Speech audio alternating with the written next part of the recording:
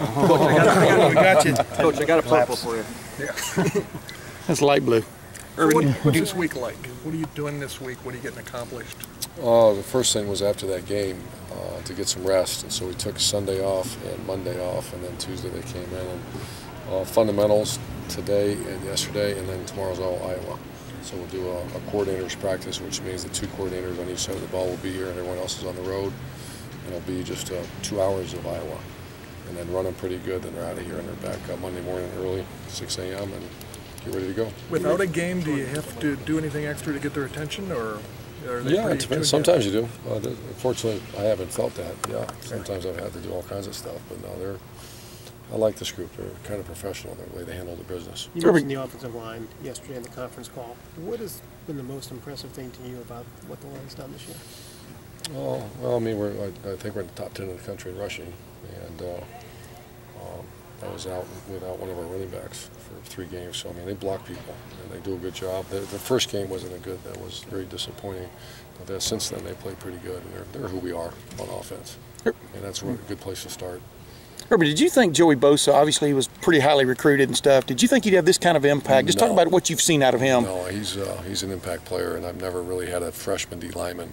Yeah. You know, usually a corner, a receiver, even a running back can step in and play and all that, but his future is kind of silly around here. I was going to say, keeps going. Yeah, what stands out about just his effort and stuff? And he's just so strong. He torques people. He's I want to say benches 225, 30 times, some crazy number, and he uses it. You know, some guys are real strong and they don't use it, but he's a long-levered guy, and you can tell. You know, his dad played for Boston College, played in the pros, and he's Kumro's cousin, and so it's a big football family, and you can tell that football has been in his life his whole, been in his world his entire life. You look exasperated after the game the other night. Obviously, the nature of the game probably lends itself to. Do you need a week like this? Does the coaching staff need a week like this? I think we did. Yeah, that was. You know, we've had some injuries. You know, CB was that still is not settled yet. You know, that was a stinger. And then Jordan Hall not being, those are 2 juice players that were yanked out of your lineup in the locker room. And that's the worst part of this whole game, and that takes a toll on people. But yeah, I mean, I felt like they came at the right time. Is Von Bell you want your players to get away from football this weekend, enjoy family? Yeah, it's I just had that conversation. You know, some people see a bye week to go act like a jerk and over a weekend, and that's not what bye weeks are for. It's to your body is football's a tough, violent contact sport. So your joints and your shoulders and everything needs a break. That's what it's for. But to come back 8 pounds underweight or 8 pounds overweight and not at least watching football and that'd be a disgrace. And I'd have a real problem with that. So there's a weigh-in Monday morning, and they better be right on the dot. Could Von Bell get more involved? I hope so. You know, I asked. You know, he practices good. He's got talent. You know, I challenge our coaches to get him ready to go play, and it's not because of lack of effort or anything like that, but we got to get him in there. And you said that's not settled. I mean, obviously, is that spot sort of up for grabs as you go through? Pitt did pretty good. You know, Tyvus is the most talented of all of them. And then you got Von Bell's extremely talented too. So you got 3 guys. You'd have to ask Coach Withers. You know, I don't. Yeah.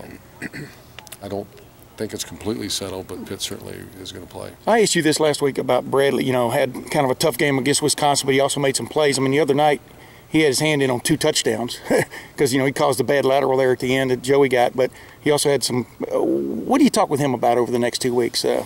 Urban? I've talked with him a lot. He's a guy that, there's been a lot of distractions in his world. I've coached guys in his situation before, and it's relentless. They're probably the people out there that are in his ear and do this, do that, do this. You see it around college football, and the best thing he can do is become a great practice player. And usually the correlation, not usually, it's a perfect one. When you have a great practice player, he usually plays great. And he's improved his practice habits. Coach, is he physically 100%? Roby? Yeah. Yeah. His back isn't bothering him at all? I don't think so. 6 games in.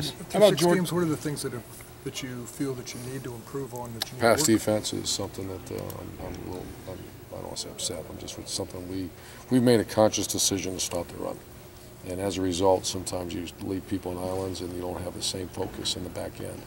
That's who we are. We won a lot of games doing that. Now we have to improve the other end of it, and we're working as a staff very hard at it. We have an excellent staff, so we'll get it done. Is the Jordan Hall thing, is that a serious situation, or his tweak knee or whatever, could it linger, or what can you tell us about that? I just don't know enough about it.